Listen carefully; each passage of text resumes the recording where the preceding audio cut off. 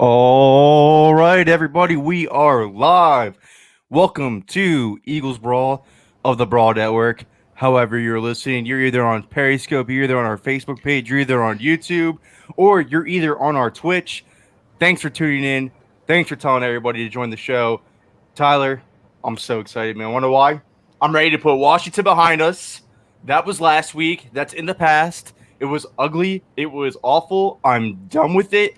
We're on to Los Angeles. This is a whole new week, whole new ball game. Eagles are gonna win today, baby. Yes, sir. I love the energy, man. I love the I'm energy. excited. I woke up and I was like, yo, I'm putting this game behind us. I'm done with it. I don't want to hear anything about losing to Washington anymore. Week 1 is over with. Week 1 does not determine the season. Let's move on. Let's beat LA. Let's go against a team where Doug Peterson routinely handles either it's Carson Wentz or Nick Foles. It doesn't matter. Let's beat the Rams. So you're feeling confident, huh? I'm confident. I'm very confident. I put this Rodney McLeod jersey on, and it was over. No, I am too. I think people sometimes forget that football is a week-to-week matchup game, and the Eagles match up with LA very well, especially on the defensive side. I think they're going to be able to get some pressure on Goff. They actually have a corner who can cover these good receivers, or a few corners. And we'll get into the matchups and everything, but I like this game a lot, especially because they're in Philly too. So a West Coast team traveling to the East Coast, it's a tough thing to do. It is a tough thing. That's a really good point actually to bring up right there. But look, Washington defensive line, they had 8 players, eight players that could contribute to that defensive line, whereas the Eagles had probably 2 players that could contribute to their offensive line last week. That is not the case this week. Michael Brockers is a great player. He's way more a run blocker than he is. I mean, he's way better against the run than he is a pass rusher. Their nose tackle is somebody that is not very well known in this league at all, barely even heard of. Aaron Donald is Aaron Donald. All you have to do is game plan against him. If the Eagles want to double block him, triple block him, whatever they got to do to focus on him, they can get away with that this week. It's Leonard Floyd as their pass rusher, who is, again, another player that's good against the run. The Rams don't have pass rushing outside of Aaron Donald. They don't. So neutralize Aaron Donald, double block him, triple block him. I don't care what you got to do. Get at least more than one body on Aaron Donald, and Carson Wentz is going to have more time in the pocket or even outside the pocket because we're hoping for more rollouts this week than he did last week against Washington, where they had 8 players that could rush the passer very well. I'm liking this matchup. Yeah, and I think that's something that was a little head scratching last week is the lack of pocket movement for Wentz, and I expect that to change today. I expect that to kind of be emphasized early on. Get Wentz in a rhythm, because I mean they started out hot last week too, and that was the frustrating thing. But yeah, they'll get the pocket movement, and there shouldn't be a play where Aaron Donald is not double teamed. You hit that correctly because Leonard Floyd he's a good edge defender, but he is not a good pass rusher. And I expect Lane Johnson to hold that down. He should be singled every time, and they'll be able to shift the line the other way. The attention should absolutely be on the left side where Donald is. So, I think the offensive line should match up. I mean, they've done a really good job of hiding Donald, or at least taking him out of their game plan the last few times they played. Yeah, 0 sacks the last two games between the Eagles and the Rams. They'll game plan against them. I think, like, going back to, like, looking around the league when the Eagles handle or when they play against great pass rushers, I remember they played Khalil Mack against the Bears, and they did the same thing. They doubled him. They didn't care about his opposite. They didn't care about Leonard Floyd, who is, again, in this game today. So I expect them to treat Aaron Donald the same way as they usually treat him. Let all the rest of the other guys around him get after Carson Wentz. I'm not worried about that matchup per se. I'm worried.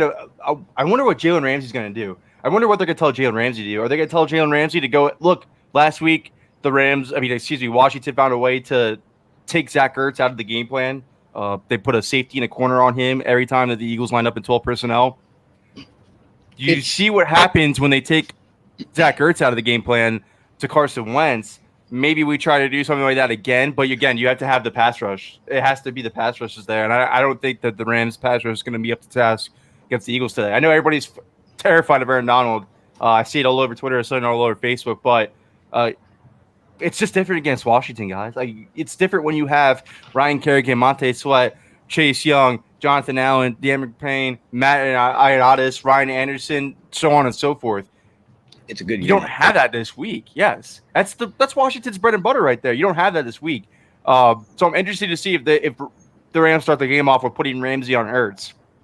And Sorry, but also something to hide their pass rush too is, we talked about the pocket movement, but screens and run game. I mean, they didn't have Sanders last week, and being able to attack a defensive line. I mean, if you don't have rotations like Washington does, I mean, wearing them down, I know it sounds kind of cliche in football, but I mean, wearing a defensive line can go. I mean, there's a reason Jim Schwartz emphasizes having two separate units.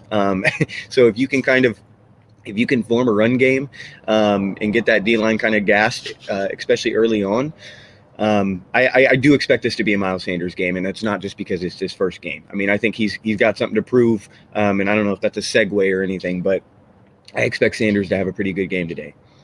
I expect him to. You don't think they're gonna put a limit on him, like, at all? No. You don't think they're gonna lighten the carry? I hope they don't, but I mean, it's gonna be interesting because it is his first game back from injury. The only reason I say that is because he came out and said, I could have played last week. We played it safe. So hamstrings are tough, but them holding him out an extra week, I think we're just going to get a normal workload Miles Sanders. That's true. That's a good point. Letterfoot is good against the run. Brockers is good against the run. I'm interested to see what. I mean, we got to look at Jason Peters, who was horrible last week. We got to see how Jason Peters bounced back this week. We got some guys in the chat who think Rager sees the end zone today. Two people already have said Jalen Rager scores today. What are you thinking? You think he scores? Yeah, I mean it's a good opportunity. Like I said, I don't think this Rams D is that good. I think their win against the Cowboys kind of got overhyped. Just a little too much credit. I don't think the Cowboys are that good of a team. They're banged up, and again, game of matchups, I think the Eagles match up with this team so well. So yes, I do think Rager has an opportunity. I mean, I think there's opportunities downfield. Yes, Ramsey's there, but Ramsey's only one part of the equation. I mean, there's Ertz, there's Jackson, there's Rager. We should be able to take some shots. They should be able to take some shots today. Yeah, because the corners outside of Ramsey are bad. Ty Hill is not that good. They lost to Cole Coleman, which is really showing early for them. But here's the thing, because I'm with you on this one. The Cowboys defense is awful. That's an awful unit. I don't understand why people think that's a good unit. That's not a good unit at all. They have nobody in the secondary. Everson Griffith and DeMarcus Lawrence are really their only good defensive players. The linebackers keep taking steps backwards. They cannot get enough pressure on Jared Goff. And that's the thing. Like, you started the show off with it right away, and that's the main point. Jared Goff under pressure is awful. Very erratic quarterback. I mean, I know a lot of people are looking at Carson Wentz last week and probably thinking that now, but that is Jared Goff's whole entire career dating back to Cal. He does not handle pressure well at all. If you got Javon Hargrave back this week, you got Derek Barnett back this week, you got Josh Sweat that's looking great, you got Malik Jackson who looks great, Fletcher Cox is re-energized, you got Brandon Graham probably going to play. This is a unit that can just feast on Jared Goff. As soon as they start feasting on Jared Goff, the turnovers are going to be there. If the turnovers are there, it's over. It's over. As long as they create turnovers, they're winning this game without a problem. 100%. Yeah, and that's something that they need to. I mean, I don't like when people emphasize turnovers. Like they need to get I mean, it's very hard. Turnovers, but it starts with pass rush. I mean, you get pass rush, you get pressure on the QB, and you hit it on the head, man. This full Jared Goff. I'm a bigger Jared Goff fan than most people, but his biggest problem is once he starts to get pressure, he turns into a completely different quarterback. And having Hargrave come back, like you said, next to Cox, I'm most excited to see that today. We got to see the new toy in Darius Slay last week, but Hargrave was the original signing that you and I were both pumped about. I mean, this is a huge signing that we're going to. This is one of the better defensive tackles next to a top 3 defensive tackle. This should. It could be fun, man. Yeah, it's a top 15 defensive tackle next to a top 3. It's insane. But man, Gaze has a good question right below here. With an extra playoff spot, do you feel like going 0-2 is less of a death sentence than normal? An extra 8 or 9 win team can make it in each conference. I think so. I think that's a fair point. I think if the Eagles have the talent to go 0-2, that they could still turn it around. For sure, yeah, and I was thinking about that yesterday. The team is, as long as Wentz stays healthy and they have an offensive line that is serviceable. Obviously, the D line's there, but we've seen this team kind of scrap into the playoffs with some pretty average rosters. And this roster, compared to the last 2 years, to me, is a much better roster. So yeah, to answer the question, for sure, it's less. Yeah, those It's less rosters did not have crucifying. those rosters did not have Darius Slayer and Nicole Ruby Coleman. I can't stress enough how much the difference makers those guys are. Those rosters didn't have a good defensive tackle too. There wasn't a Malik Jackson out there. There wasn't a Javon Hargrave out there. This offense didn't have speed. That's the one thing. That's probably the main difference of the three ones I just named. That's probably the main difference here is that when they're late into the season and they're looking for that playmaking type plays, they're looking for the downfield type stuff where it's not there the last 2 years. It's going to be there some shape or form. Whether it's Deshaun Jackson's out for an injury, Jalen Reagor's going to step up. I don't see there's any scenario, and knock on wood though, I don't see any scenario where Jalen Reagor misses a large period of time. He should have been out for 4 weeks already with his injury, and he didn't miss a single game. John Hightower is also there, who brings a lot of speed. Quez Watkins, if they need it, because I think he's only going to be a 3-week IR type situation still. If he comes back, they still have speed. So I know these guys aren't. It's not like the last 3 guys I named are proven or anything, but the point is the speed matters. If you add the speed to the field, you have to keep the secondary honest. You have to keep them playing back. That's all that matters. It doesn't have to. Quez Watkins doesn't have to be Antonio Brown. John Hightower doesn't have to be Tyreek Hill.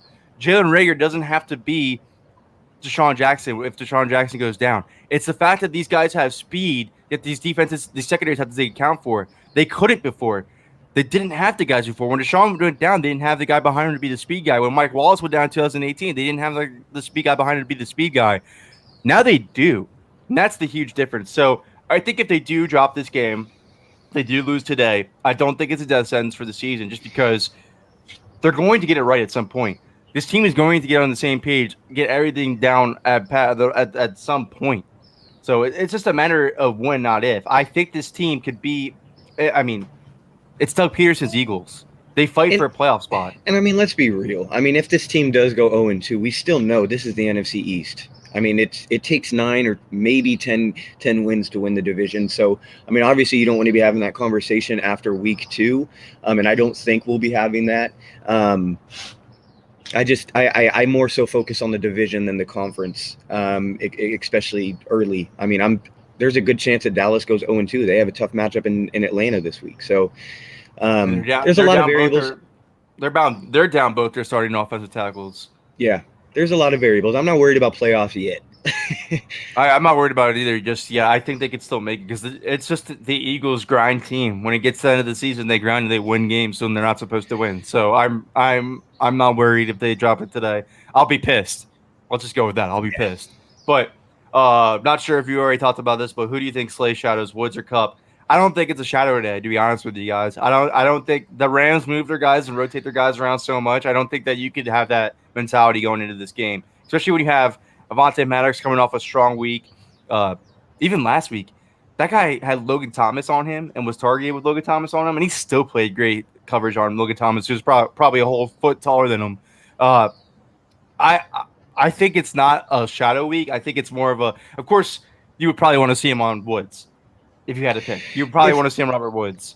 If they're playing man, which the Rams offense makes it very hard for defenses to play man because there's a lot of pre-snap motion. There's a lot of rotating motion movement, which makes it tough for a defense to play man coverage. So if the Eagles are playing man, I do expect Slay to follow Woods only if he's on the outside. If he slides inside, he's not going to – again, we've talked about it. The Eagles have the luxury of having a good slot corner where they don't need to take their number 1 and slide him there. It's kind of unnecessary. Unless they're playing like a Julio Jones or something, then maybe you'll see Slay follow him the entire game. But like a Robert Woods, who, no disrespect, I love the guy. He's one of my favorite receivers in the league. I don't think it's necessary to move your top guy inside if they move Woods inside. Because they do move. He is interchangeable. He's a slot guy and outside. All their guys are. They got Van Jefferson. They got Josh Rollins. They got Cooper Kupp, they got Robert Woods. It's not like they don't have wide receivers, but for the first time in a very long time, the Eagles have the corners to match up with those guys. Mm-hmm. Yep. Absolutely. Boston Scott injury series. Who are we giving Freeman a look instead of last week? Why are we giving Freeman a look? Oh, he changes the okay. So why are we giving Freeman a look instead of last week? Because I wish I have a good answer for you. To be honest with you, the running backs didn't look that bad. I think it's more so Freeman. Freeman, I think Josina Anderson, I know we don't like saying that name. I think she came out, or somebody came out from ESPN. Somebody came out and said that Devontae's camp didn't want to sign until after week 2. So it because of it's weird with the contracts, and I think he wanted a further idea what kind of role he would have. But I also know things are weird with COVID and everything in contracts. I don't know the exact details, but this is more so, I think, Freeman's perspective than it is the team's, because if the team wasn't confident in the running back group, then there would have been somebody brought in before week 1 with Miles being out. So I don't think this has anything to do with the Eagles. I think it has more so to do with Freeman's camp.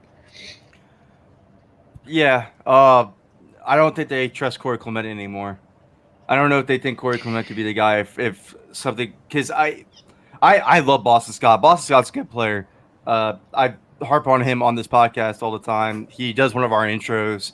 I think he's a great player. He's a great receiver. He's a great sword garbage back. I just think it's a point where they're seeing Corey Clement, like I said, forget the Miles Sanders injury now. Just forget the injuries. Take it into a situation where they have Miles Sanders, they have Boston Scott, they have Corey Clement, they have Jason Hutley. All 3 of those guys that are behind Sanders are what? Great receivers. Maybe they think now, maybe they're also thinking, if Sanders can't run the ball, we don't really have someone behind him that can run the ball well. They thought maybe Corey, with his new explosion that he was showing in camp, could be that guy. But I saw, and again, the offensive line was getting destroyed, but I did see this past Sunday him struggling again with his vision. Once again, this is year 4 for him, right? Yeah, this is year 4 for him, and he's struggling with his vision. He wasn't hitting the holes right. He wasn't hitting it with the velocity he should have. He looks hesitant every time he gets the ball before he hits a hole, and that's my issue with Corey Clement. I thought that would change now with his improved camp, but so far, I mean, again, it's one performance. I can't stand when running backs dance behind a line, unless your name's LaShawn. He does it a lot, man. He does it a lot, and he's not even fast to do that either. So it's like, when you're a runner like Corey Clement and you're not the fastest guy, you don't do anything great. Let's just be honest. You don't do anything great, and you hit the hole with hesitation, you're not going to be good. You're going to struggle, and that's what he showed in 2018. It's what he started to show in 2019 before he got hurt. And again, the first game of the season, he showed it again. So maybe they just think, you know what? We're trying with Corey. He was our Super Bowl hero. He's a great receiver, but so is Boston. We need to give a guy that actually has a running type role behind Miles. Maybe they just think they don't have that now. Yeah, and let's be real. I mean, the running back position they're going to take damage, so it's not as if, yes, Sanders is in for a huge year. They want him to be the bell cow. Things can change week to week. This guy can get hurt again, and like we're talking about, I mean, we saw last week the running backs struggled a ton, especially in pass protection. Boston Scott gave up, I think, 2 sacks. We talked about it. I mean, that's huge. That plays right into, your playing time. That's Carson Wentz's health. So you got to get, I've always been on the wave of bringing in a vet, especially Freeman. I think he fits well in this scheme. We'll see if he actually signs, because I know that he was demanding a specific amount of money. I don't know if the Eagles can afford it. I'm going to say something real quick, though. Devontae Freeman gave up the biggest, worst block in the Super Bowl history. Yeah, but it was Dante Hightower, to be honest with you. And Freeman's 5'8". I'm not going to kill him. But who gets the first touchdown of the day? Who do we got? I'm going to go defense. I think the defense. I don't know who. I just think the defense. I think it's going to be either a fumble or a pick six. I got Goddard. I think it's another Goddard game. I look at those linebackers, those inside linebackers. I had to watch film on them last night because I didn't know who they were. I'm going to be honest with you. I did not know I still can't even get their names off the top of my head. Their inside linebackers are completely nobodies. I really want to see if I'm hoping that the Rams actually think that they can go ahead and double Zach Ertz again. Because if they do, boo, it's over. Goddard's having another 100 yards again. Absolutely. If the Rams game plan the same way against Zach Ertz, the way the Washington did, Goddard is going off. That's a really good point, because if you think Ramsey's going to always be on Deshaun or Rager, probably more so Deshaun, I would guess. I mean, and that linebacker group is one of my best friends is a Rams fan, and he was telling me how bad that linebacker group is. So yeah, I mean, you would think it's going to be a huge tight end day and a huge Miles Sanders day. I mean, in theory. So I guess I'm changing it. My first touchdown's going to Miles Sanders. I don't like. I hate. That pick's a good pick. That's who I was going to pick, to be honest with you. But I think it's a Goddard. Look, we could play about Nate Gary as a fan base. He's not bitch bad, about Nate man. Gary as a He's fan. not that No, but bad. listen. He would be the best inside linebacker on the Rams. That's how bad their inside linebackers are. He would be head and shoulders the best inside linebacker on the Rams. I'm not even kidding. But what's up, Bucks Brawl? Ugly loss for you guys last week. I was hoping you guys Dude, would and I want to talk about that line. The Bucks being favored by 8.5 against the Panthers is absolutely nuts. I just can't believe it. I just wanted to bring it up. I know it's random. Hey, Bucks Brawl, I don't think you're covering, man. I don't think you're covering 8.5 today. 8.5's a lot for a team that has like no chemistry. They don't have Godwin either. Yeah, no, Evans is going to go off, but I don't know. I want to see if it's a Leonard. I mean, this is again off topic. I want to see this Leonard Fournette type game finally, because that Panthers run D is awful. I want to see if Ronald Jones either breaks out and shows them that they shouldn't have brought in Fournette, or if Fournette comes in and makes an impact, because Josh Jacobs, like he was my main pick for DFS last week. He had 3 touchdowns. That run D is that bad. It is that bad. It's going to be the worst in the league this year. So I want to see if Ronald Jones and Leonard Fournette make an impact for the Bucks today. But moving on to our game, we just like talking football. Yeah, I just like talking football. But I wouldn't be surprised Miles Sanders has 100 yards on the ground. For sure. I mean, yards from scrimmage. I think it's going to be both receiving. I mean, if you can get him on linebackers, and we just talked about how weak that group is for the Rams. I mean, it's a mismatch. I mean, he's probably one of the best vertical threats is from the running back position in the league. So I do expect a few shots for him. So he should have a good game. And then, yeah, I mean, you bringing up the linebacking group, though, I do think this is a big tight end day. Now that I'm thinking about it, I do think this is a big tight end day. That makes a lot of sense. Ooh, we got a call. What?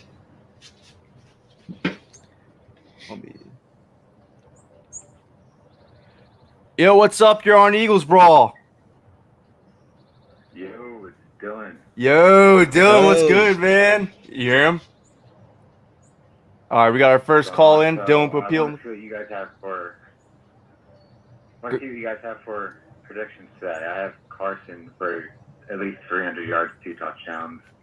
Miles for 150 total scrimmage, and Rager with, let's say, 3 for 95. Dang, big offensive day, man. If Carson does that, we'll forget about last week completely. So you think Rager scores today? Gets his first touchdown? I think so. Yeah. Yeah, everybody, dude. That's 3 people that said Rager so far. That's 3 people that say Rager so far. Let's go. It makes a lot of sense if Rager does. Oh, go ahead. You think it's gonna be a big game for everybody? All right, I think so too, man. I'm glad that we had a call and that actually thinks Aaron Donald's not going to destroy us all, because that's every Eagles fan this week is Aaron Donald's going to kill us, and Dylan hops on and he goes, yeah, Wentz going to throw for 300. Yep. Sanders going to go for 100 plus. Rager's going to go for 95. It's over. All right, Dylan. You figure you have Lane in there, so a lot more cohesion than they had last week. Yeah, that's a big thing. That is a big thing. Lane Johnson's the difference maker. When Lane Johnson's out, the Eagles are 6-12. That's a big difference maker there. All right, Dylan, appreciate you calling in, man. Thanks for the good words. I got to do it. That's it. I do think we're going to see Rager involved in the game plan a lot more, knowing, because we talked about it after we did the review or the recap of the Eagles Redskins, but Rager having a full week of practice and them knowing that he will be playing. I think he'll be involved in the game plan a lot more. You said that last week, and I was like, that's actually a really great point. I think they would have definitely game planned for him more. It looked like they wanted to anyways. Yeah, it looked like they just tried to make – it looked like, all right, we didn't expect him to play. He's playing. Let's just try to make it work. Now they had a whole week where they're like, now we can actually make it work. Now we can game plan how we feel comfortable with Jalen Rager. I think this chat's onto something, my man. I think Barryway's onto something. That's 3 people that say Rager's going to score today. He might even score the first touchdown now that everybody keeps talking about it. And you're gonna see Wentz probably shade away from whoever Ramsey's on. I mean, and if it is D-Jax, then you're probably gonna see. I wouldn't test him. Doesn't make any sense. I just remember not last year, 2018 when London. the Eagles played Jacksonville. Or was it last year? Was that last year or was that the year before? It was 2. It was in London 2 years ago. So, and Jalen Ramsey was on Josh Perkins. And Carson still threw it up there in the end zone, and Ramsey picks it off. And I'm like, Carson Wentz trusts his weapons more than he trusts the coverage. So if Deshaun is on Jalen Ramsey, he's getting targeted still. I'm not mad at deep shots. I like deep shots. 4 people now are saying Rager's good. Man, the Eagles Brawl live pregame show with all their interaction. All we're hearing today is how Jalen Rager's going to go off, guys. So it makes sense. We're going to, obviously this episode goes on YouTube and Twitch right after the game. I'm going to record or break apart everybody saying Jalen Rager scores. And when he scores, I'm going to for those who did not watch Eagles Brawl pregame show, y'all missed out because we all discussed how Jalen Rager is going to do this today. We all had a discussion. It wasn't just the host talking back and forth. It was the comments. It was the call-in. We were all getting on the Jalen Rager hype train. So, again, Bucks Ball's asking, is D-Jax healthy? He is healthy. Yeah. He is healthy. He came out and said he was fine. His mom was on Twitter all week letting everybody know. She was like, hey, I want to let everybody know that he was healthy. You could tell that there was some pent-up aggression in the comments from her. She followed because she blocked me on Twitter thanks to our lovely discussion one day. But she followed Eagles Brawl, and my whole entire shows this week have been on killing Doug for saying we're using Deshaun Jackson on a snap count. I've just been destroyed because that again makes 0 sense, and you can't condone it. Even Ed, who I've talked to Ed, who even was saying, well, this was expected from the jump. And I was even telling him, Ed, it makes no sense to put a player on a pitch count that you don't have in your long-term plans or who may not be in your long-term plans. That makes 0 sense. And he even agreed. He was like, you know what? You're right. It doesn't make sense. They need him right now. And if he gets hurt, so be it. You can't put somebody on a pitch count and then lose to a Washington team. No. Period. When you could have used that production. Exactly. Ronald Darby was not. So here's my thing. If Deshaun Jackson, I think he can burn Jalen Ramsey. I definitely think he can. Deshaun Jackson can burn anybody. But if he does and he gets the separation on Ramsey, that's when Carson Wentz is going to target him. He's not going to care about the Ramsey matchup. He's not that type of quarterback. He's just not that type of quarterback. He'll take those risks. Yeah, I mean Ramsey's a damn good corner, but I mean if there is a way that Deshaun can win, it's obviously deep. I'm excited. I can't fucking wait for this game. I can't wait for this fucking game, man. So what I was saying though was his mom was she followed Eagles Brawl, then she was liking like every single podcast episode this week of me talking about Deshaun putting on stuff. I'm like, she's pissed. I'm telling you. Pissed. Yeah, they pissed her off. She went after a few people that were like, oh, I think Deshaun's hurt. She was like, nope. I want to clarify. So, she's pissed. You know who else is a little pissed that will never admit it because she's a great mom and doesn't do that stuff on Twitter? Uh-oh. Ertz's mom. Lisa. They're not treating Zach too well right now. She's being a trooper right now. Oh, look who we have joining into the show. Let's go. Uh-oh. Let's go. Let's go. Hello, Giovanni and family. What's going on, guys? All right, so we got Dawkins. What else do we got? Who are we rocking today? I got my McLeod on. Let's go. Yeah. It's a Dawkins day. Yeah. So we have a birthday in the Eagles Brawl stream right now. So we're gonna all have to say happy birthday. So you guys ready? You ready, Tyler? Yes, We're sir. saying happy birthday? All right. I'll 1, follow your lead, brother. 3.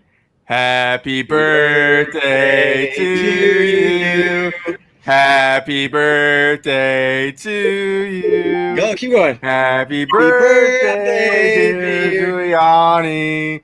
Happy birthday to you. All right, so what is your birthday wish? What can the Eagles do to make your birthday wish happen today? You just want them to win, right? Yeah. Just win. Yeah, that's perfect for me. Just win. That's what we need. So, Giovanni, we're all waiting, buddy. Let's get that game day speech going, bud. I've been waiting all morning. All right. So, first off, I want to say that if we put Zach Ertz back in the game plan, we will be okay. And second off, we have Wayne back and we have Miles back. Those are two big moves for our offense. And the Rams' O-line isn't very good, so our defense is going to eat. Yes, Giovanni. There you go, guy. Let's go. All right. Sign it off. So, final prediction. What's the score, Giovanni? I need to hear your score prediction. 14-13. Birds win. Oh, yeah, that's right. You said that on the podcast. That was good. That's a good prediction. Little I think it's a defensive fair battle. prediction, to be honest with you. I think it's a good prediction. So, Giovanni, Philly Sports with Giovanni. First episode was out this week. You crushed it. This kid crushed it. So, guess how many listens he passed, Tyler? Guess how many listens this guy passed on his first episode this week? How many?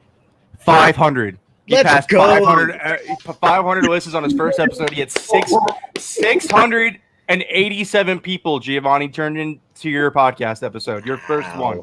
Wow. It only took one episode to get that many people to listen to you. I'm gonna need an autograph before you get too big. Yeah. He's going to get bigger than Eagles Brawl. Man. I'm saying. So, Giovanni, so everybody that's listening to the live show this week, do you want to tell them who you're having on I'm for your having next episode? Rod. Babes on Broad is joining Giovanni for episode 2. We got Sam Wilson and Jessica Town are going to be talking football with Giovanni and maybe some other Philly sports. Maybe it's time to talk some Phillies and see what's up with them or anything like that. We'll see how it goes. But Giovanni is recording with them this week. That episode will be out on Wednesday. I'm excited. Giovanni's excited. I could tell he's like, you know what? My podcast is killing it. I'm the man. I am Minnie Mills. We're gonna get you. We're gonna start making some Philly Sports with Giovanni shirts. I've been talking to all the guys at the Broad Network too. We're gonna get those done. Get the graffiti out there for you, so people can start repping your podcast, my man. But 687 listens, and it's only been out since Wednesday. You are the man. You are the man. You should really soak that in. You should be very happy because I did not get that for my first episode. So I did not get that many listens for my first episode. That's all you. So congratulations, buddy. I'm really happy for you, man. Thank you. You guys look great, and I love the Dawkins jerseys. That was a great choice to go with this week. We need some Weapon X at Magic up in there. Yeah. All right, guys. Thanks for joining the stream, though. We greatly appreciate it. Thanks for having us. Go Birds. Yeah, go Birds! All right, man. So that was great. Giovanni is absolutely killing it on. That's nuts. I I didn't know that. I forgot to put this on. Gio, maybe you want to run through a wall. I love it. But Dakota said a good thing though here. Earth's revenge game. I think so too. I saw Mike K. The Eagles released. So do you remember them talking about it last week where they had like Goddard kind of like on the front of the practice thing? Yeah. Kay mentioned it. And then now they have Ertz as their leading. It was like a graphic. But I checked in, dude. I don't think that anything is happening with the contract talks right now. They have not talked since the talks have ended. It's so funny that you and I we talked to the same person. Yeah. Yeah, he's gone. I think he's gone. Stop that. We'll see. Stop that. I mean, our person said it's going to take a miracle. We'll see. I believe in miracles. Very early on, and let's not forget how good Howie is at there's a reason Howie's good at constructing contracts. It's like, I mean, he knows how to play the market. So, but now that you know what I know, and we know what nobody else knows. It's not about money, though. with him. That's not what. Yeah, I mean, he's pissed off now. He's But after commitment. He wants. you know he what? wants You to know commit what? to. You know what helps when you're pissed off? More money. All it takes is just matching what he wants. We'll see. I hope they do it, but It's a long process. I mean, there is a chance that he could be moved if this season goes nowhere near as planned and the Eagles struggle in the deadline and somebody throws an offer at the Eagles for him. I mean, then it's a different discussion. But I mean, if this team starts winning, which I expect, and they start to have success, and Ertz is going to be in the game plan. I mean, I think Washington really emphasized them. So there wasn't any preseason or anything to go off of. So you have to expect teams to kind of game plan similarly to how they did last year. And I mean, obviously Ertz always tears up the Redskins. So I mean, I didn't expect him to. Well, I think before the game I did say I think we could get in, but I mean he did get in. So I don't know. It's a long, and it's very early in this process with the Ertz negotiations. it is. It makes me upset because I don't want to lose him. Obviously, I think he's a great Hall of Fame tight end, and I think the offense runs through both of them. And I think they should continue to do so. But it's so much cooler too when a player just plays for one franchise. Like it's just tight. Like I would prefer to. I mean, if we're gonna let Brett Selleck be an Eagle for life, we need to let Zach Ertz be an Eagle for life. But we'll see how it goes. I mean, the person that we talked to doesn't make me very confident. That's for sure. That it's gonna go that way. And I mean, maybe the Eagles don't want to pay 2 tight ends. Maybe that's just what they wanted. Maybe they just know that Goddard's contract will be an issue coming up. He's gonna get huge money as well. Maybe they just don't want to pay 2 top tight ends. You know, something I was thinking about, because I heard Doug Peterson mention this in his presser. He mentioned how they were. Somebody asked, I think it was actually Mike Kay. Somebody asked how they were going to include J-Jaw moving forward, and you know he brought up red zone. But one thing that I thought was unique is he brought up J-Jaw's blocking, especially near the line of scrimmage. He said, or near the offensive line, like being like a butt end tackle. My Riley Cooper prediction. Dude, I'm thinking, what if J-Jaw, what if the Eagles moved on from Ertz and they were like, let's kind of have J-Jaw kind of rotate to a tight end. Like he is there, he moves in, because how many times do you see a Goddard or Ertz line up in the slot or outside? What if he just takes those route concepts? I think that might be a vision in the future of they see J-Jaw kind of taking Goddard's role, and then they move Goddard to Ertz if they were to move on. I need J-Jaw to show me he can catch a football before any of this is even. Well, and I'm just going off what the team, how the team is talking about him. Everybody's talking about him so high. Is like, oh, we're going to get you involved. Moorhead came out and said we promise we're going to get you involved. I will say, and Ed brought it up this week on Eagles Brawl yesterday. They're dealing with a guy who probably has bad confidence issues right now. I'm not going to lie. It's a volatile situation where there's a young guy. They don't want him to go off the deep end like Aguilar. Because that's what he thought. Because I said that this is exactly what I said. I said, Ed, why are they trying to piss Zach Ertz off? Why do you come out and make this comment that touchdown play wasn't even supposed to go to Zach, was supposed to go to J.R. Whiteside? How does that benefit? And then Ed, with his perspective, says, well, they know Zach can establish star. They know he can handle a comment like that. They know J-Jaw needs this type of encouragement because he's down on himself. He's down after his rookie year. He has confidence issues or shot.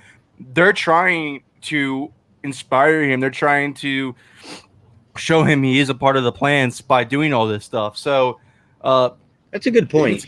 It is a good point. But I mean, I've heard somebody this past offseason suggest what you just did about moving J.R. Whiteside to tight end. I don't know if he's an NFL player yet, though. We don't know that. I need to see him at least show that he belongs in the NFL before I even talk about putting him somewhere else. That's another overload for him too. If you ask him, hey, receiver's not working out, we're going to need you to move to tight end, then he has to learn a whole other position in the NFL where he's already struggling to adjust to the NFL. So it's a theory. It is a theory. I'm not saying it's and wrong. by the way, it's not a suggestion. No, it's not. It's a theory. I get what you're saying. I can decipher between the two, but well, you can. I just want to make sure. I'm not saying that I think Jay Jaw's going to be a tight end. I just think, I mean, like, think of what tight ends do. I mean, how often do you see a Jimmy Graham lined up to block? So I'm just saying, I think maybe their future plans of if they do, because you have to think. I mean, this is all a fluid thing, so they have to evaluate what could we do if we don't have Zach Ertz. I mean, because it's getting to that realistic question. I mean, so I'm sure they've at least thought about what they can do with Jay Jaw. Yeah, and that's what I mean. So I don't mean he's going to be a George Kittle type where he's blocking in the run game. I just mean as far as his route concepts of playing in and out and rotating. I think that he could take. You could add strength. I don't know if he's going to be. I don't know about the big enough, Dylan. I mean, he's what, he's 6'4"? He's big, but he would have to add strength. That's for sure. So they would probably have to put on like 10 or 15 pounds. I think he came out at like 215 in college. So basically, to your point, I'm just gonna help out your theory here a little bit. Darren Waller, the Raiders tight end, was a wide receiver at Georgia Tech. Big wide receiver, could not get any separation. Could not. He was a project because again, people probably don't remember this. The Ravens drafted him. The Ravens were the one team that picked him up, and they were trying to figure out: do we use him at receiver? Do we use him at tight end? We don't know where to put him. We're gonna try with everything. It didn't work out. They cut him. He got hurt, and they cut him. He goes to the Raiders, and they're just like, tight end. We're gonna just put you at tight end. We're focusing on you at tight end, and now he's becoming one of the best tight ends in the league because he had the skill set to play tight end. Chase Claypool, who's coming out of Notre Dame, I thought was the same way. Now the Steelers don't believe that because they used him as a wide receiver. They used him as their X mostly against New York. So it will be interesting to see his transition moving forward. But maybe there's some kind of thinking in the building that we saw Darren Waller, who not a good blocker, just pretty much a good receiving threat, who's really tall. I mean, really an imposing figure. Maybe they think Jay Jaw with his jump ball contested catches, his ability to do that, maybe add some strength. Maybe though it's not that crazy because we've seen it happen before. Like I just saw with Darren Waller, but I just have to see Jay Jaw play the game of football first, man. It's just, and you have to think too. I mean, as far as the depth chart, I mean, Rager is here. And looking at Hightower with how promising he looked, by the way, I want to kind of talk about him. There might not be a role for Jay Jaw in the receiving group. So one, he does need to show us because we have no idea what the fuck to expect from him. But in two, I mean, it just might be, there's just so many, especially if they were to take another receiver in the draft. I don't know what Jay Jaw's future is. They're not banking on it. I think it was pretty obvious this past draft that they proved that they're not banking on him. I did notice. I mean, they are trying to get him involved in the red zone, though.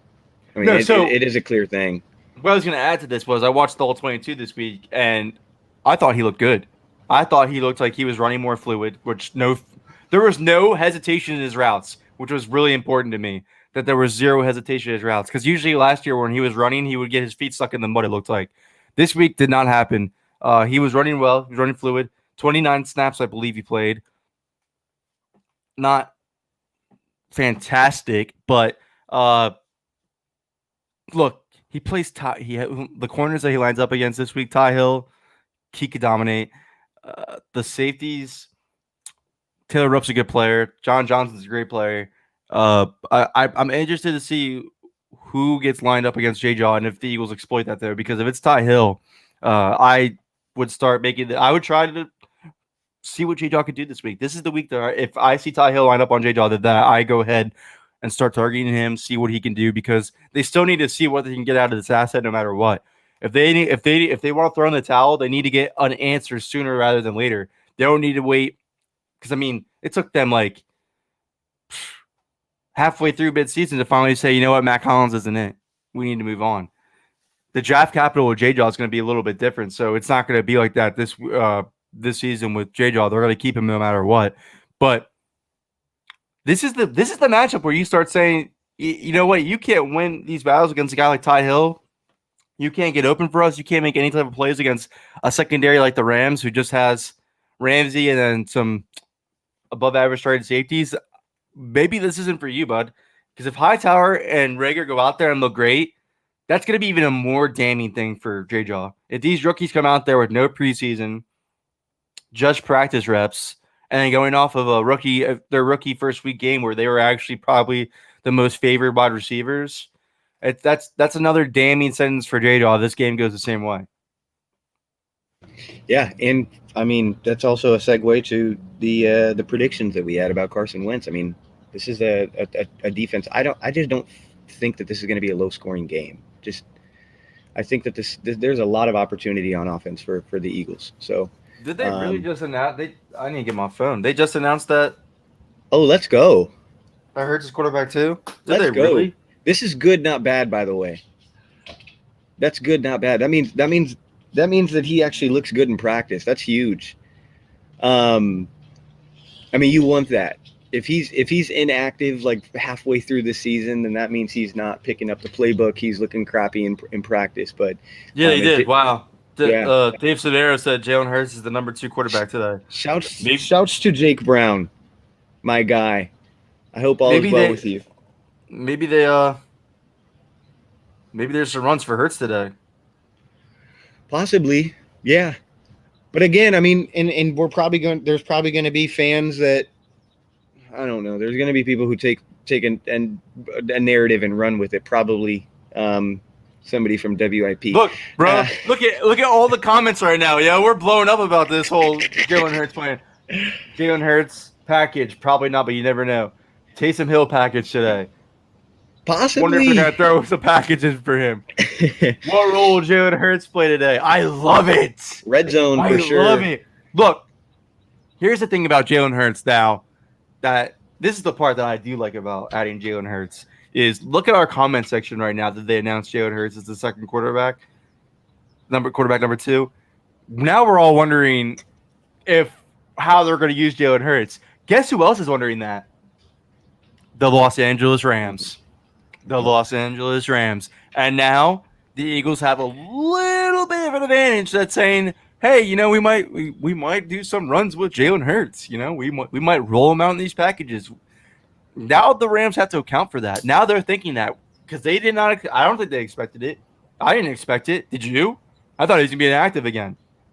No, and I mean, again, this is as a fan, you want. I mean, the pick sucked when it happened, right? And I'm thinking more big picture here rather than just this matchup against the Rams. But when they took Jalen Hurts in round 2, it was like, what the fuck are you guys doing? But now, I mean, because he's a project. He was a raw QB coming out of Oklahoma. But the fact that he's already got promoted to the number 2 job that's significant. I mean, that is what the Eagles want. You want this guy to progress as a player and then eventually get a pick for him, and at least in theory, unless obviously if Wentz gets hurt, then it's a different discussion. But I mean, big picture, this is what you want. This is good news from the practice side. Obviously I'm not seeing the practice, but that means he's picking up the playbook really well. I'm excited about this. Dude, I'm so excited. I want to see if they do roll him out on some runs. I want to see if there's a quarter because he's really a good runner. Jalen Hurts is a very good runner. If they do some quarterback draws with Jalen Hurts, I would not be mad. The thing that never made sense with me about Hurts and people assuming that he would take snaps for the Eagles is everybody brought up red zone, but Carson Wentz is I guess where he's best at is in the red zone. So it's like, why would you take off your best red zone QB to put Hurts in? So I don't know if we're going to see true packages dedicated to Hurts. Maybe a couple, but I don't know if it would be.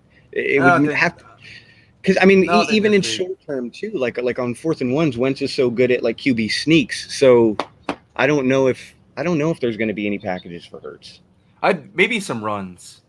Maybe some if some it's like a quarterback. options? If it's like a I don't know. Then you're gonna ask him to pass. He could change the whole entire game with a pass, whether it's good or bad. Right. Maybe I can only think of some quarterback runs, and I'm not even saying 4th and 1 quarterback runs. I'm saying like a random 2nd and 10, not knowing what to expect. The Eagles change up a little bit, run him out there for a quick run. I don't think it's gonna be huge. Again, this is he didn't have a preseason. This is his first NFL game action.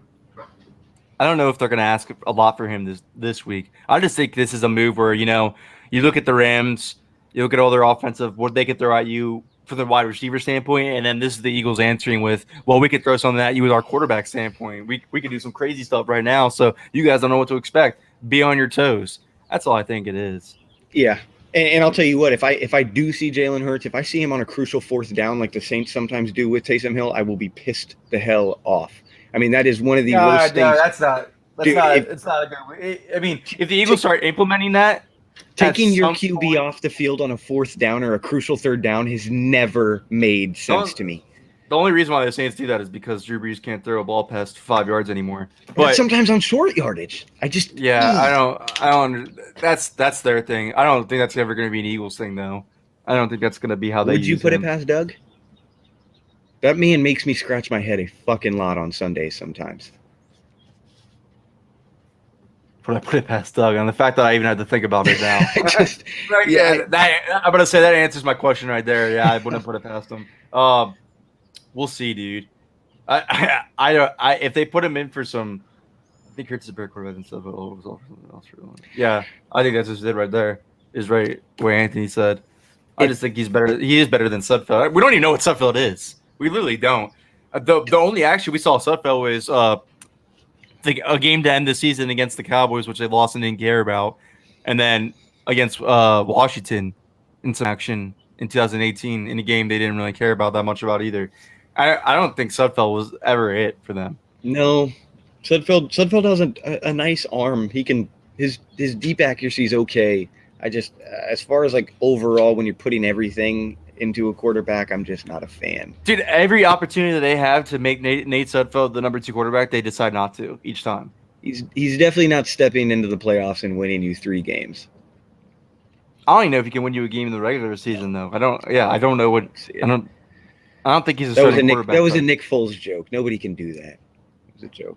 Bad joke. No. Bad joke. It's early. I'm sorry. So, did you give your final score prediction? I forget what it was. I didn't even remember. 33-20. 33-20. That's a 2-possession win right there. If that's... I do think that there's a defensive touchdown at some point today. I think it would come from a Jared Goff sack, but I want to see a Darius Slay interception. I didn't take down the cursed Aguilar jersey. It'll be brought back up. It's not cursed either. That's my guy. I got that for a birthday present. Oh man, what a bad jersey. It's now funny. Did you wear that during the Super Bowl? No, because no. I got it after the Super Bowl. Oh, so literally nothing good has happened with that jersey. Literally, his 2018 season was forgettable too. So nothing since I bought the jersey, yeah, nothing good happened for Aguilar. So Anthony has a point. Then it might be a little cursed. Can we not hate on my man? My man? This is a no Nelson Aguilar slander. Like it does not happen here at Eagles Brawl. That is a guy. If I could have one conversation with Nelson Aguilar, it would be like, how the hell do you catch that touchdown last week but never do that with Philly? I feel like he's just such a if anybody's ever met Nelson Aguilar, like he's just so nice, and like that is one of the biggest reasons I became a fan. And I mean, obviously his on the field play was nowhere near his USC days, but I mean him coming out of USC, he was a fucking dog, man. Like if you're ranking receivers that came out of USC, it's Woods and him. He was better than Marquise Lee. Dude, he's better than Mike Juju Williams coming out too. Yeah, I would agree with that. There's a reason why Aguilar went first and Juju went in second. But Mike Williams was a beast at USC, but he was a bust in the NFL. Though. Do you remember? Just one off topic. Do you remember Dwayne Jarrett? I was gonna say him. Yeah, because I used to love USC when they had Pete Carroll, so I used to watch their games all the time. I remember thinking when the Panthers took him in the second round, I was like, wow, they got a steal because they got him in the second round. Steve Smith finally has his running mate. Let's go. And he was awful. We think J-Jaw is bad. That guy was bad. I mean, it's not like J-Jaw's not home. Like, imagine your team drafting him. The guy went for, he had one of the most ridiculous college seasons I've ever seen. Dude, that full Dwayne Jarrett was tight. Tyler's Yes. saying that you think. Wait, so did you think? Because I think I heard you mention Woods. I guess everybody else didn't. But did you think that Aguilar at USC is better than Woods at USC? I think they were very similar. It's debatable, dude. Because I think Robert Woods is a better NFL player than he was a USC player. Yeah, I mean, and their QB situation was different too. I think Woods had Barkley, who was I know Barkley Woods came here and sucked, but Barkley was a good college QB. Aguilar had to deal with Cody Kessler. Yeah, Cody Kessler. Yep, that's what Cody Kessler was better than Barkley. I thought. No, At heck points, no. Heck no. When he started off Barkley's USC career, he was a top 10 pick in the draft, and then he got hurt, and then Cody Kessler was so bad against any decent team. Michael Pittman too. Michael Pittman is from the background. Michael Pittman. USC has another receiver. I'm drawing a blank on his name. He's number 23. I think he's entering the draft next year. He'll probably go in the second. What was his name? He's a G. What was his name? He's a G. He's going to be really good in this league. Why am I drawing a blank on his name? I'm drawing a blank too. Somebody's gonna put him in the chat. He's number 23 on USC. I'm supposed to enter the draft this year. He's so damn good. But anyway, yeah, no Nelson Aguilar slander, man. He's went through enough. St. Brown. Yes, Yeah, St. Brown. Yes, he's St. Brown. legit. Yeah, he is legit. He is legit. I think he will go high, probably first round. Ooh, I would love that to see Ramsey and Djax barking at each other. Let's go. I'd love to see that. Aren't they kind of homies though? We are homies, but once you bring your homie on a route, but I mean, it's more fun when Deshaun's animated and it actually means something. Like when he was going after Dunbar last year, week 1, that was fun. Let's end the show on a couple of things, and I'm gonna say it right now because I know it's gonna happen. They are gonna play Deshaun Jackson at least 80% of the snaps today, and I'm gonna be pissed. I'm gonna be pissed that he goes back on what he said 4 days after about putting him on trying to keep him healthy, put him on a snap count. Don't pay attention to anything Doug Peterson says in pressers. I know you can't. You literally cannot. He says one thing, and then the next day he says something else. He's inconsistent. He is defensive. I don't think he cares. I just don't think he cares. Yeah, I think he thinks I'll say whatever the hell I want to the media, and if they run with it, they'd run with it. But I might change my mind tomorrow. Yeah, he doesn't care. He likes messing with those guys. I think he first started off with the Andy Reid approach of just answering these guys, and now he has these articles out where Jeff McClain says Jim Schwartz wants to take his job, and now he's got Tony Pauline coming out saying that he's not fit to be at this job anymore, pretty much. I think he just doesn't care about us anymore, the media anymore. I think he's like, you know what? Right. I think it's so ironic that media criticizes players, coaches, teams, like they're literally paid to criticize. And then Doug Peterson opens his presser and criticize. He's like, oh, you guys, wrote your stories about our pitiful performance or whatever. And everybody's like, wow, this isn't a good look. This isn't a good look. It's like, fuck you guys for being so sensitive. Like, why? Who cares if he comes out and says that? Like, it's so ironic. That does make me mad when the media paints that as not a good look. I'm like, that's not a good look for your guys' articles that you're about to write. You do that all day.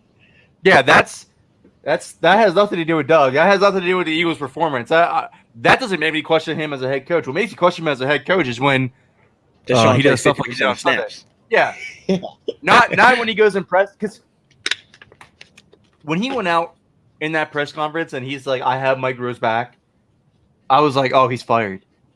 I knew that right when Doug said that. I was like, "Oh, they are going to fire Mike Rowe," and then they did. And then when he said that was so weird. It was a weird situation.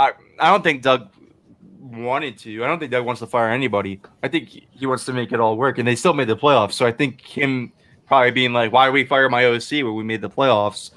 probably pissed him off a little bit. But I think you and I hit on it. There's a disconnect right now between Howie and Doug. I think the front office and the coaching staff is on two different pages. I think they wanted it. I think this offseason was about the front office getting the coaching staff more on their page with the additions that they added and whatnot. But I think there's still a disconnect there. I think Doug and I don't know if they're on the same exact page because for one, the players that Howie drafts and brings in, the coaching staff seems to use differently than what they're expected to use. And then what would it do for Roseman and Peterson's relationship if Peterson really wants Ertz to be extended and he isn't? It's gonna be a problem. I think it's gonna be a problem. The trickle effect of trading a Zach Ertz goes to Carson Wentz, goes to the head coach, goes to the locker room. I don't think. All right, so Brandon Graham is playing. Cool. He was just announced. He's playing. So that's a big move right there that he's playing. But so to go off that real quick, I think because that's like saying people treat Ertz like he's so replaceable. It makes me so mad. If Doug didn't want the team to get rid of Marquise Goodwin, for example, and they did anyways, I think that's something you can get over. I don't think you can just simply get over it if they get rid of Ertz. No. I mean, that's from day one. From day one, the one player that Doug Peterson mentioned when he was hired was Zach Ertz, and how they want to evolve Zach Ertz's game into what they did with Travis Kelce in Kansas City. So to go 4 years, going to be 5 next year, and say, pipe that dream. Let's go with Goddard, and then maybe let's go 11 personnel and shy away from what you're comfortable with, Doug. That is going to definitely ruffle some feathers with Doug. Absolutely. I definitely have my eyes on how that situation unfolds as the season goes on. But, man, we've been going on for an hour. It's time to get ready for the game, bud. It's time to get ready. We did this in pregame. If we win, if we lose, might do a post-game show no matter what. Maybe we'll come in here to vent, or maybe we'll come in here to celebrate. I don't know. It depends how Tyler and I feel. It depends how drunk we get. Last week I couldn't even do a recap because the second half of so I've been streaming, but now I got it all figured out. I got Sunday Ticket now, but my fucking stream, I'd never dealt with that before, so I couldn't even react. I had to wait and rewatch the game before I could react. I couldn't go live. It was, yeah, and then because of my anger, I got more intoxicated. Yeah, that's the thing about my anger is that I definitely get irrational a little bit. I think I get a little. I think I get a little irrational when things are happening. I'm the type of person that needs to sit back and rewatch that. Yeah, because I rewatch Everybody it all should do that. Everybody should do that. Everybody should take your advice rather than say the season's over after they give up a 17-point lead in week 1. Just sit back, take a breath, smoke some weed, and you'll be fine. But this is my girlfriend. Oh, the lady, the lady. Let's go. But I got to get my lady to comment now. She's slacking. She is. But she's a good fan. She's becoming an Eagles fan slowly but surely. But I started taking her to the games, and then she started getting hype. We went to the Bills game last year, and I had her deal with the Buffalo crowd. I was like, this is your welcome to the NFL moment. Let's deal with the Buffalo fans. That's amazing. But I rewatched that game, and yes, it still pisses me off, but I saw J-Dog run good routes. I saw John Hightower run good routes. And these are the guys that I was crushing on Monday. I was like, John Hightower didn't look like he was ready to play. Why are they playing him? J-Jaw was invisible. And then I go back and watch the film. I'm like, wow, no. John Hightower ran routes like a veteran. He looked good. Everybody J-Jaw, get on the John Hightower train right now. Get on the John Hightower train right now. He is legit. We've been on it. We've been on that train.